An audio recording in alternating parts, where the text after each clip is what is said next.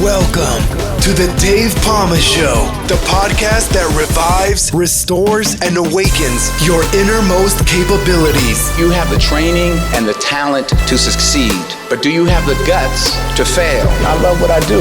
When you love what you do, you want to be the best at it. Today is about the power of you. You will change the world. Find your path to success through the journey of those who have succeeded. And now, your host, Dave Pamah.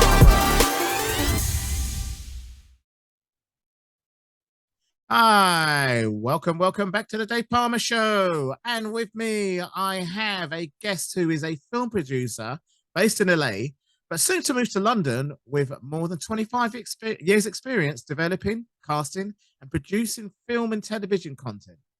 He's worked on films such as Clint Eastwood's Bridges of Madison County and TV shows such as Hell's Kitchen and America's Most Wanted, as well as Disney Channel and NBC Nightly News.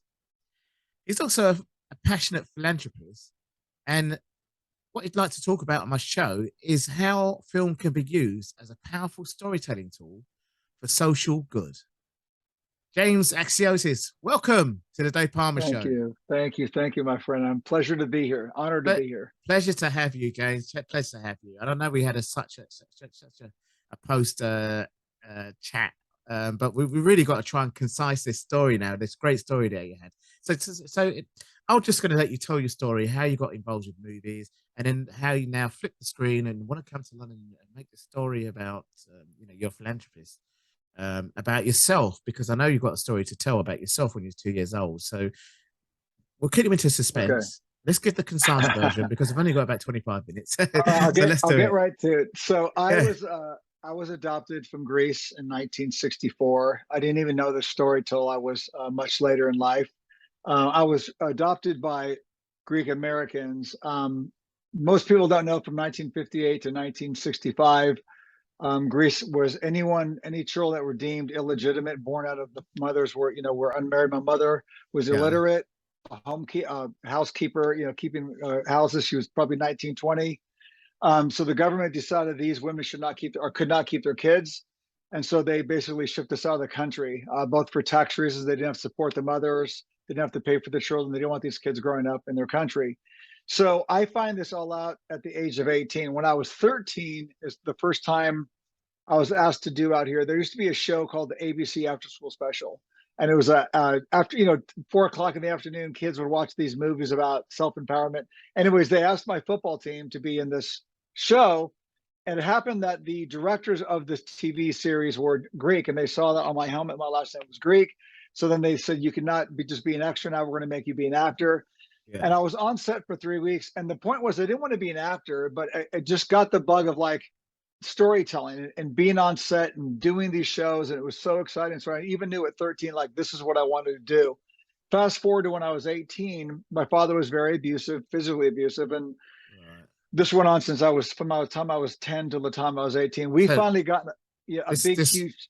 Yeah, this wasn't your biological father, obviously. This was not my biological father. He, incredibly abusive and physically abusive. So at 18, so imagine from the ages of like 9 or 10 till 18, he literally beat the hell out of me. And at 18, we got into a fight where I finally fought him back. And once I stopped the fighting and I told him, like, we're not going to do this anymore, I demanded my adoption paper because I knew a story, but didn't know everything. And then I start reading about this woman, Georgia Caracas, and I read about I remember telling my adopted mother, who is this woman?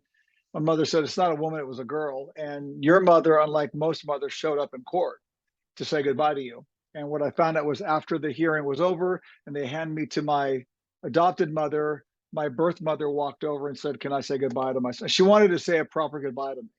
Right. And that just ripped me. That I was like, wait a minute, this, illiterate girl who's cleaning houses, because by law they had to notify the mothers that they were, the children were being taken.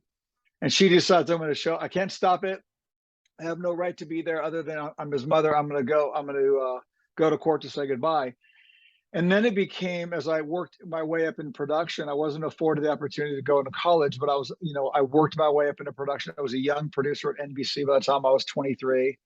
I knew I wanted to tell her story. And it wasn't so much what I did, but it was two things that motivated me was and my daughters are all going to go to college. My youngest is going to be going to King's. My older one will be going to Oxford. So education was important to me, empowering young women. I've done that throughout my career when I've worked on shows and projects. But also, I knew I had to tell her my mother's story about showing up and making a change in people's lives, and that people are worth it. So as I worked in production and did very well in production and worked on TV shows, as you said, I started giving back and started getting involved with Children of War Foundation, where I just offered my production services, my company, to say, we'll shoot videos of the stories that you're doing, because it was quite amazing. This last March, I had the opportunity to go to Ukraine. And I delivered $500,000 of medical. What was that medicine. like out there, by the way? Just we won't sidetrack. We just want to know before. I'll tell you, people are not prepared for what you see on TV and what's actually there is two different things. We had to wear bulletproof. You had to wear a bulletproof vest. You had to wear a helmet. Okay. Like the journalists. And you have to have your phone in airplane mode. You have to everywhere you have to stay has to have a bunker, because the roads close at 10 o'clock at night. They open at 6 in the morning. Wow. So and then I went into total war zone. It's a complete war zone, right? Yeah. So, but it afforded me that opportunity. And again, I'm not a medical doctor. I've never delivered medical goods. I bought bags on Amazon, and we loaded up. We had the donations from the hospitals, and we loaded all these bags up. We took inventory, and I just flew there. We had a ambulance, this voluntary service. These guys picked me up in Poland, took me into Lviv and Krakow, and I delivered. But the point was, again, is this narrative that I just felt from my birth mother to show up and do something, and not just yell at the TV and say people should do something or give something or be, I wanted to, so I've been to the Syrian border. I've been to Navajo Nation. I'm now most recently, I just got involved with a new organization called GeneCo, and they have a school in Nigeria, a girls' school. So for me, it's all about, kind of like what you and I talked briefly about, giving back and helping people out and taking something that you've been through. And you could change the paradigm. You can't change what happened to you or what happened in this case for my mother, but I can tell her story. I can be uplifting. I can be encouraging and do what I can do, whether it be domestically here in Los Angeles. I'm involved in many organizations, but the storytelling is, and now it's been 3 years. I've been back and forth to Greece. Different writers, different DPs. It's been a whole process. We were going to do a short film. I was approached at Cannes Film Festival from a studio, and they wanted to now flesh this thing out to be a feature film. So it's a whole process. And my whole thing was, look, you're like, well, you're successful and you've done all this. I said, but I don't want to do anything to negate her story. What I do know about her is, this a young girl, what she went through, what 5,000 other mothers went through. Some of the mothers were lied to and said their babies died. Some of them were like me, where they were just put into an orphanage, and the mothers had no control. And I just think that's horrible, right?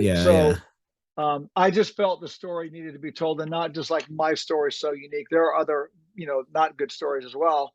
Well, the thing is that this is what was going on in Greece, and with Turkey and Greece, and the kind of, this is what's happened. Well, I don't know. It's different. Obviously, every war is different, and the situation. Every war is different. But that's, the women and children's displaced, and this is what happens really. And always that happens. And, as I've done more work with children of war, I find out that in all these crises and all these, weather curves, it's a natural disaster, it's a war, it's a famine, the women and children suffer the most. I've been in these tents, I've been in the Syrian, they always suffer the most. I just recently did an article about there was an article a month ago in London about what happened. This thing went on in the 50s and 60s in London as well, where mothers out of wedlock their babies were taken away. So that's right.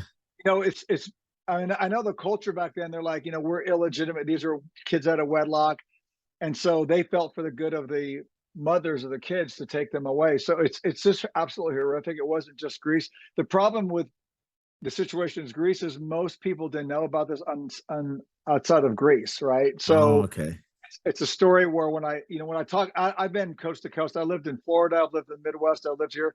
Anywhere I go, when I go to a Greek church or talk to the priest, they all know the story. They all know about what happened. By the time the late 50s, 60s, this really had nothing to do with the war as much as it just socially, the government decides we don't want to take care of the mothers, the single mothers. We certainly don't want these illegitimate kids growing up in our country. I wasn't even given a name or a number. I was just given a number. I was T60 book 36. I was completely dehumanized. So even my adoption papers, I didn't have a name. I was just called illegitimate son of Georgia Caracas. So it's quite remarkable just how that worked and what went on. So that's, until we can share that story and let people know that. And again, what Greece is still grappling with. There's a lot of us that want our citizen. I reestablished my citizenship, but there's a lot of people that want their citizenship, and they're trying to find any recollection of paperwork. And Greece is still kind of like, they don't want to kind of admit it happened. So that's, going on. So hopefully this movie will shed some light on this and get some relief for some of these other, when I say kids, I mean, we're all grown adults now, but, and a lot of our parents, I mean, I know my mother's been passed away. I've hired genealogists. I did the whole thing, and, she's gone. So yeah, it's definitely become a motivator for me, the way I've lived my life and the kind of projects I want to do. I really want to make sure yes, I worked on Hell's Kitchen. I did a bunch of fun shows and concert shows and, whatever. And that's all great. That's fine. Yeah. But as I gotten older, and I've been able to kind of cherry pick the projects I want to do, I've just recently, like next month in September, we're doing this with the UN. We're doing this short film about refugees. These are all women telling their stories from different various countries. It's just become a passion thing again for this displaced women, displaced children. Yeah. Even though I wasn't a refugee, I was an orphan. I just connect to them. And I want to tell their story. So we'll be doing that. My company also funded a documentary, which we're doing with Riz Ahmed, that will come out next year. So there's a lot of good things I'm excited about. And just so it's a matter working in production, and then the philanthropy. I can't wait to move. I'll be in London soon. I'll be Where do you know where you're going? Hill. Oh, Primrose Hill. That's literally where I lived and worked. Lived and worked my working life. I basically, it's about 10 15 minutes walk, and I used to do my hill training there when I was an athlete. Well, I was to keep fit as a firefighter as well. So I can tell you all about Primrose Hill, but it's only a small hill where you can see a bit of London. No, Regent's Park's just down the road. That's where I live. 2 minutes walk. That park's amazing. In fact, I will be in a couple of weeks at the end of the month. I'm doing a BAFTA screening. Jimmy Akimbola, an actor, he's an actor producer. He did a documentary called Handle with Care. It's going to be on ITV in September. And I met him at Cannes Film Festival. I'm sponsoring a screening at BAFTA, the new BAFTA theater. My mother, I donated money to BAFTA because I love the education work they're doing for kids. Yeah. And so I was able to get my mother's name on a chair in the brand new theater to honor her. So Jimmy's doing a screen. So I every chance I go to London. So I will be there. Wow. The 30th of this month. Are you actually going to be living there, or? I'll be. Well, we this is just biding your time. I'll move there officially next year, like April, May of next year. Oh, right. So okay. I'm there every month. Meet for a coffee in Camden Market or something like that. We have to. I would just love down the road. Lots of choices of places there. So many places. Yeah. No, wow. Well, anyway, let's get back to your film. So, is this going to be like a documentary only film, or is it going to be kind of like more of a movie, or? It will be. So we first we're going to do a short, like a 15-minute, short film, right? Just about the court hearing and what happened. And the studio, who I can't quite say who they are yet, but a larger studio said, look, we need to make an actual, not a documentary, a film about your story. So they want to do a full length 90-minute, kind of like I don't know if you saw the movie Lion, which was a big film. Probably 5 or 6 years ago, about a kid who was adopted, who was raised in New Zealand or Australia, and his roots are in India. So they just felt this was a compelling story. So it's a matter of, as I told you, it's fleshing out the script. Which story are we going to tell? And my whole thing is to make sure we get back to what happened at court, what happened with these women. This is 1964, which was a really horrible time in Greece financially, and I know some people say, "Oh, these are all war children," but by my 1960 on, that we had nothing to do with the war. This was all about just and I gone to Van Steed, who's a King's College professor. She was a consultant for my short. She's the foremost authority on this whole crisis that went on in Greece at that time. And she's written about this, and I've resourced her about this and asked her, and she said, no, James, you're by the time from 1959, 1960, they were just getting rid of you because it was more of an economic decision. It had nothing to do with the war. They just wanted you kids out. And it's a horrible plight on the country. I really feel as a father, I just feel for these mothers that these children were taken away so young and without any voice. And like I said, for me, the point was most mothers just didn't even show up in court. They had no right. They're like, why would I watch my child be taken from me? Right. Why would I watch another family take my kid? But the fact that she showed up, it just changed everything for me, the paradigm for me.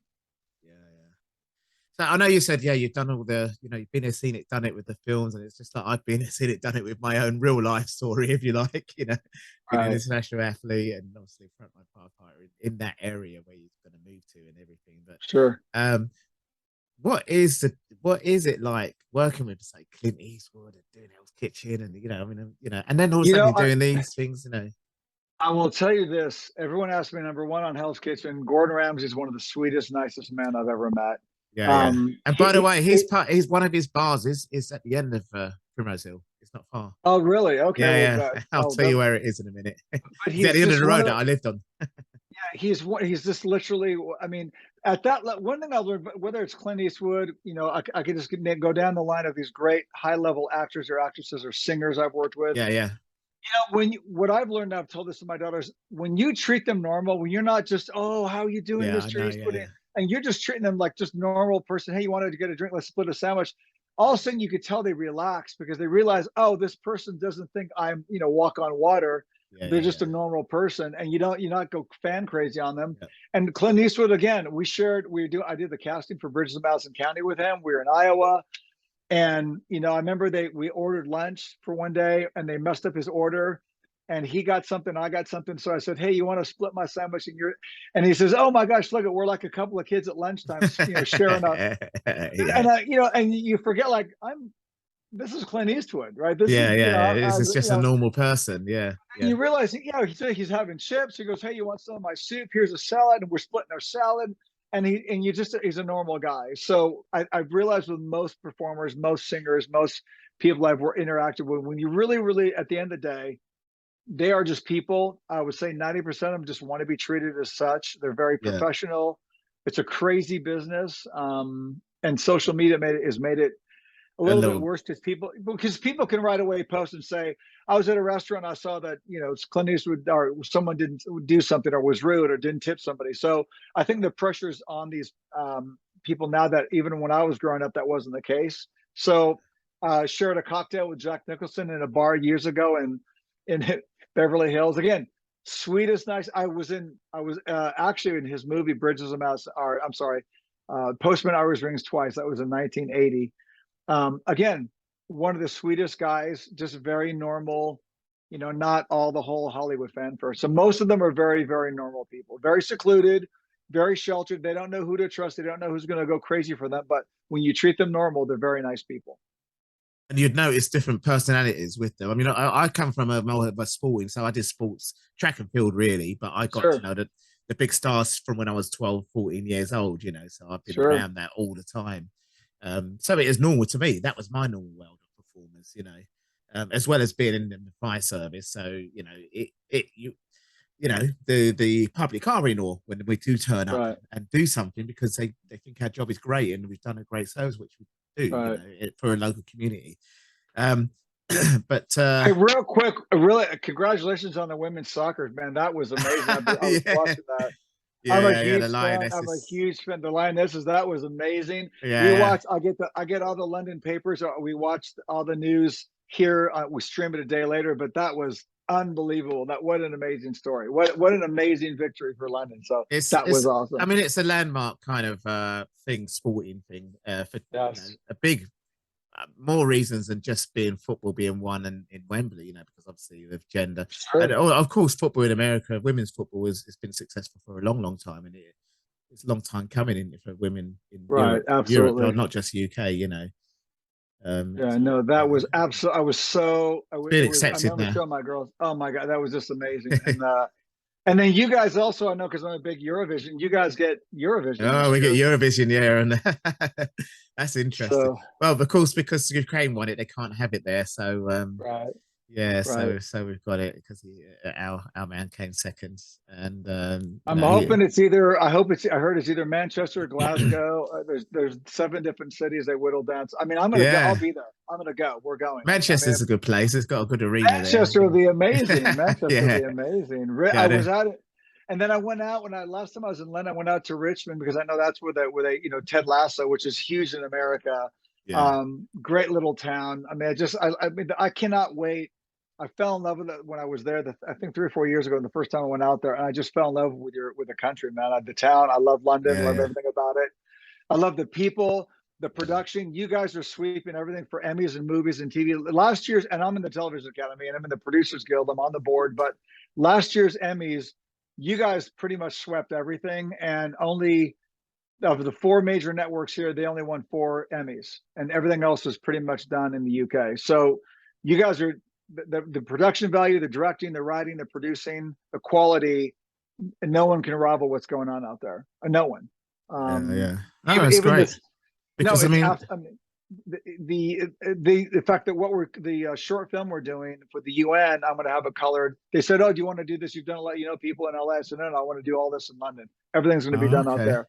all right. Yeah, it's much better quality." Do you have connections out there? I mean, Oh yeah, no, yeah, yeah, I look, I ran post production and went for studios and everything out here. I know editors and color people, and I could do films and do all that here. But I've also most recently been doing more of my projects and more smaller things in the UK just to yeah, start. yeah. Because again, I'm too old to be the new kid on the block. I'm just too. Yeah, I'm there's no such thing as that, really, is there? Really, so so yeah. and I you, kind of want it. So I've been jumping in. That's why I jumped in and became a BAFTA Academy Circle member because I wanted to be on the. I'm not in BAFTA yet, but I'm in the Producers Guild of Europe, BFI. I mean, and the people have been welcoming, have been so grateful to me, and they're kind of like, come on in, man. The water's fine, so to speak, and I'm really excited.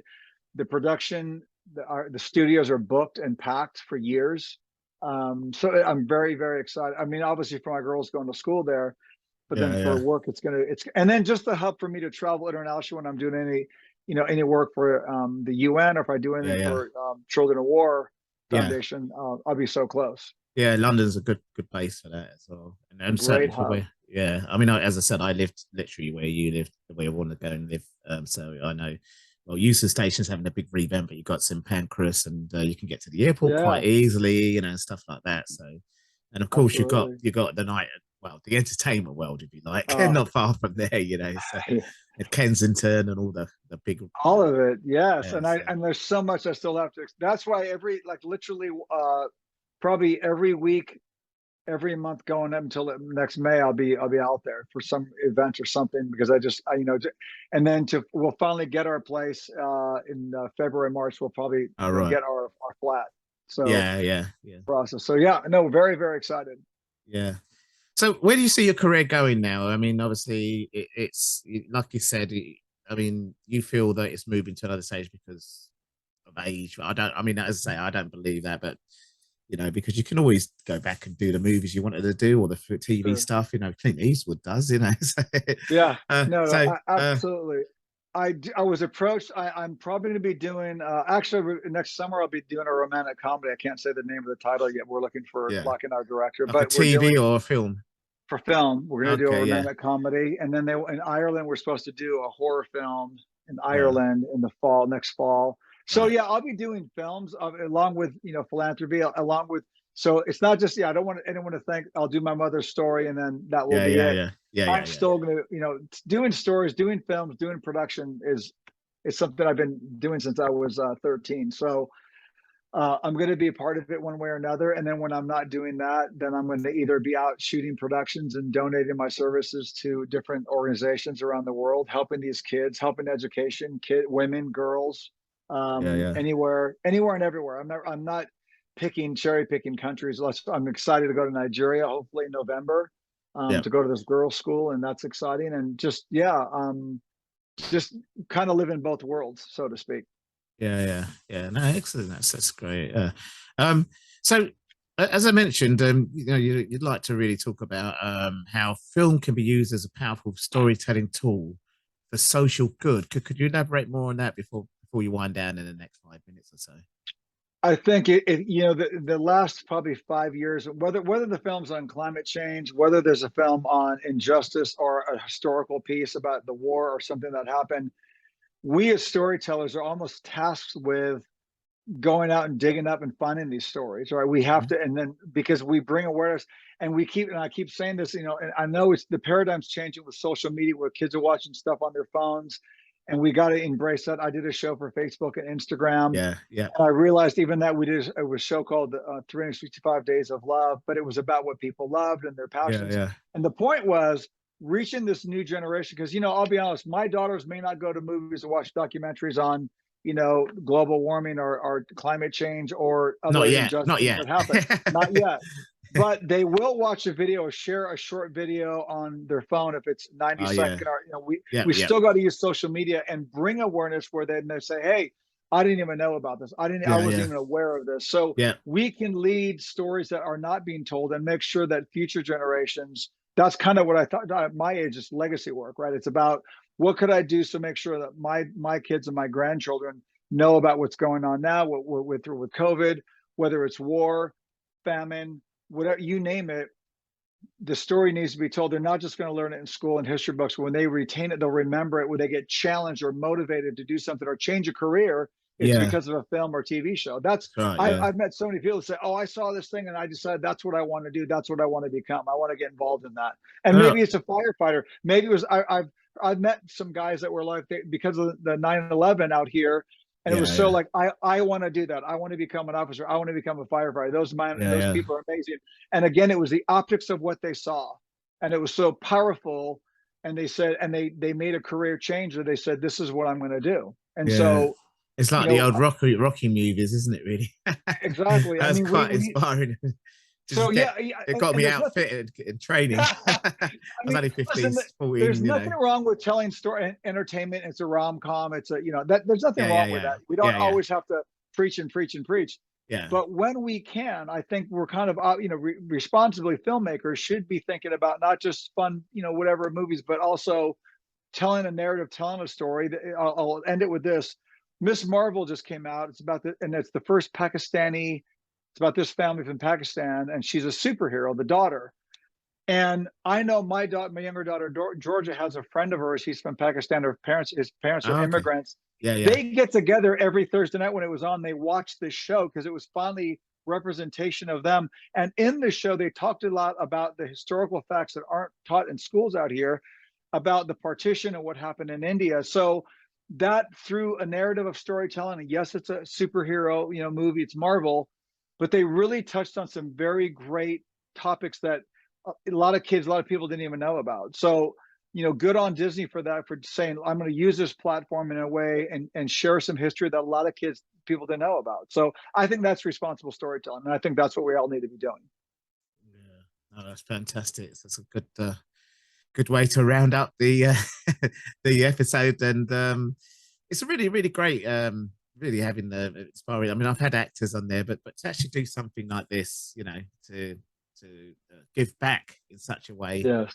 I get people to just share their story and just kind of, zip back to what they're doing. If it's a motivation speaker or a book they've written, but you actually really, really passionately want to just share stories out there and just spread the message, just generally, don't you? Really. Well, again, I think that to be responsible as a filmmaker, to be a creator, you should really be hearing what's going on in society anywhere. And whether I'm doing short videos for Children of War, when I'm talking about what I did in Ukraine, until you're there, until I was there and you see the footage and you're in this town of Bucha, which is devastated, bodies on the ground, dogs running around, the bloody exactly, it's crazy. I mean, so until people can see that and understand that, it's like they don't know. Yeah. It's like I forgot her name now. The actress, she does work for UUN. There's a few actors and actresses does it. But the one that was married to Brad Pitt, I can't remember her name now. Angelina Jolie. Yeah, it's kind of like she's really, Yeah, passionate about I that. mean, you see when it strikes them, when something hits them. Jenna Chan's another one who's doing stuff. I mean, there are actors that are coming on. I know Tom Holland and his brothers are doing a lot of nonprofit stuff and helping out with mental awareness and stuff. Yeah. So they're realizing we can use this platform, obviously, to entertain. I'm not saying that's bad, but to also use it for good and to encourage and uplift and be a support, because now more than ever, people need that. That keeps us interconnected. And to tell stories, I'm all about international stories where I can tell global stories, not just something here in Chicago or in America or in LA, but global stories. That's what's most important. That's absolutely fantastic. Well, before we go, is there anything you'd like to share with our audience, or find where they can get you and find out more about you? My website, JPA Productions, everything I'm doing, social media, on everything on Linktree, the articles I posted, things I've written about, mostly all posted in London. That's all there. I'm on Instagram, just under my name, James P Axiotis. So yeah, I always love to meet from people. I'm also always encouraged, if someone wants to they can message me. I'm looking for interesting stories to tell and be something to be part of, to share people's stories as well. So that's always something I'm looking forward. Yeah. Well, we'll certainly, when you're in London, we'll meet up in, we have to get a famous Camden hamburger or something. No, sorry, you might be a vegetarian. I shouldn't really say. No. I'll do that, or a pub. I mean, there's still a lot of places I got to get to know and find out, because I don't know. So I definitely will find out. Excellent, James. Well, James, thanks a lot for coming in and sharing everything that you do. I think it's really great. Thank you so much. I'm humbled. I'm honored, my friend. I really appreciate it. I can't wait to meet you in person. The best of luck to you and your podcast. Sounds amazing. I love the work you're doing. Cheers. Thanks again, James. Thank you. Take care. Bye-bye. That's all for this episode. Thanks for listening. And remember, if you want to support what we do, then share, subscribe, and leave a review over on Apple Podcasts. Or head over to my website, davepamah.com, and click on Rate Show. Well, that's all for now, but I'll see you in the next episode of The Dave Pamah Show. Follow us on Facebook, Twitter, and Instagram.